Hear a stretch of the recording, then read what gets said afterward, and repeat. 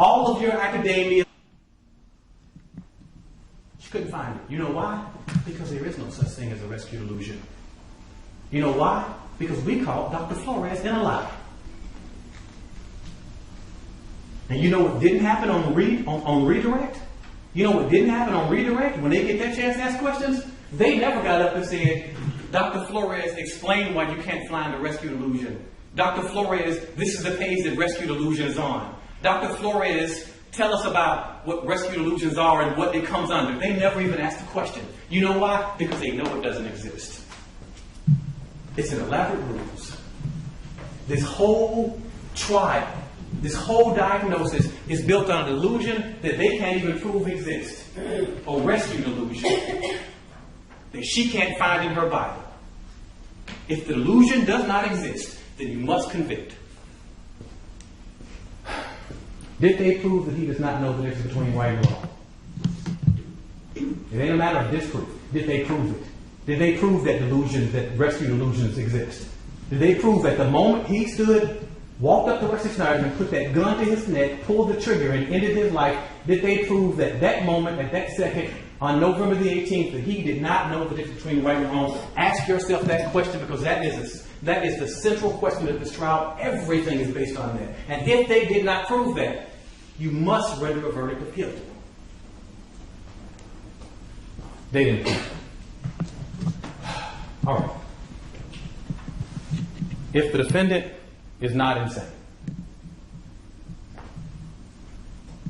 this is what we started the trial at.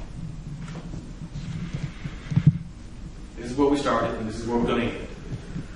If he is not insane, then why would someone like this do something like this?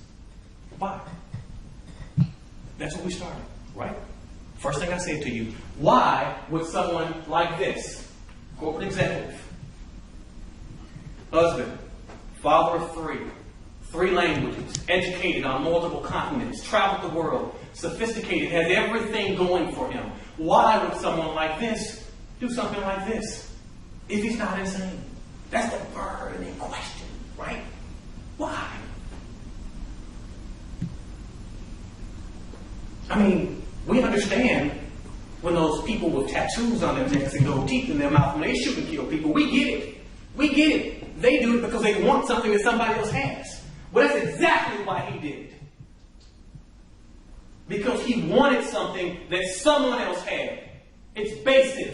It's as old as the scriptures. David and Bathsheba. It's as old as the scriptures. He wanted something that somebody else had.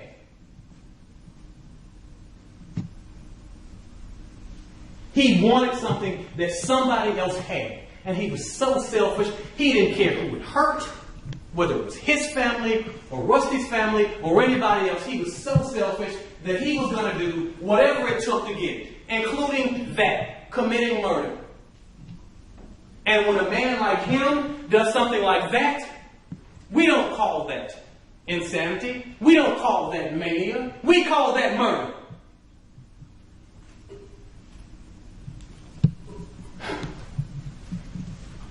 We started with Hemy Neuman, but that's not where we're going to end, because he doesn't deserve that.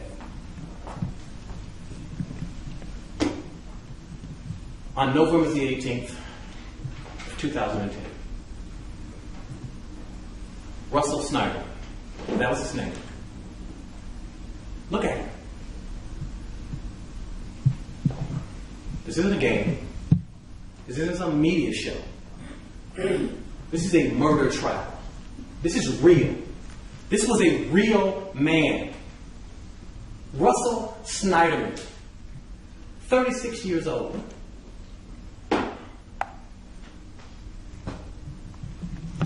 Sitting at the table with this Ian. Skype, video chat. He and Ian with his parents.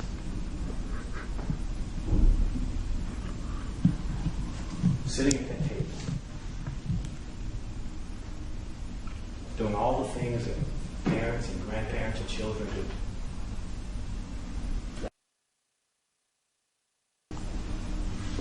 He leaves the house. He straps his son in the car. And he heads down the road. Unbeknownst to him, there was a murderer following him. Someone that wants everything that he has, including his life.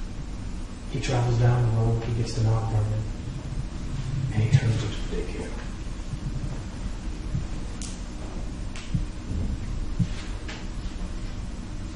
A parent takes his child into the daycare for the last time.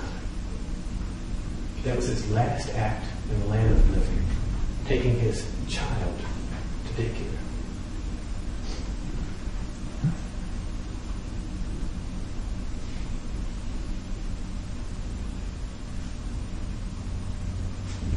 He tells the child goodbye, his son. And he walks out of the daycare. And in an instant, it's done. It's finished. It's over.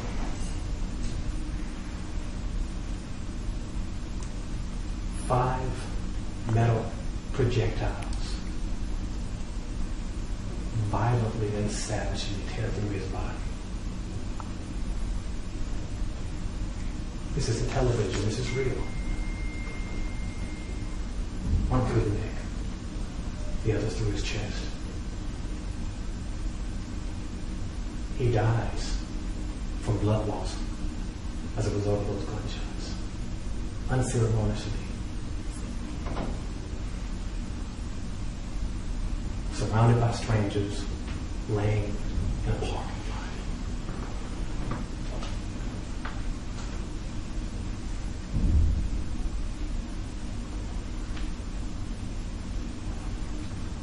That's right.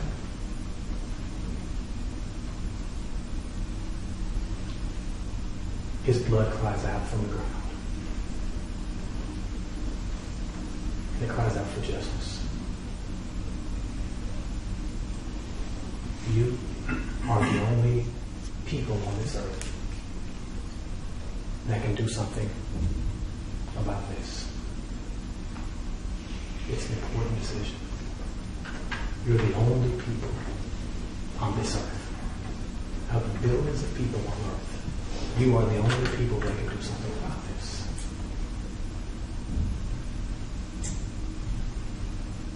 So when we've concluded, I want you to walk through that door. I want you to go back there, have honest, open discussions, review the evidence. But when you come back out here, I want you to call this what it is. Your words have power. They're not empty. They're not weak.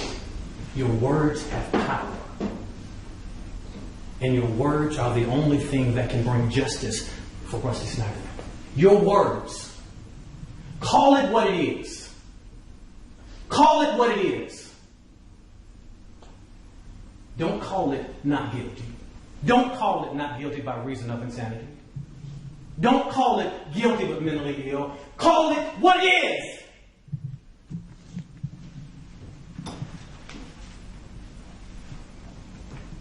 Call it murder. Find him guilty. Thank you.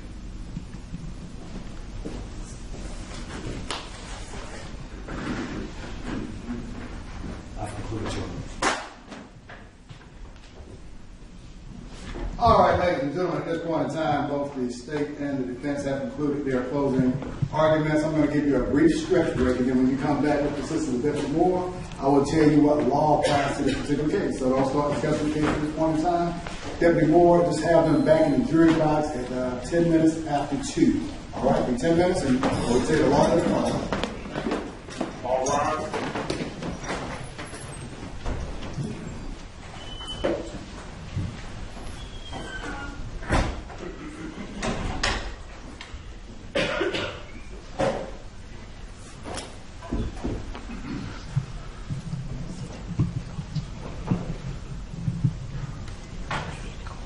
Oh, yes, yes.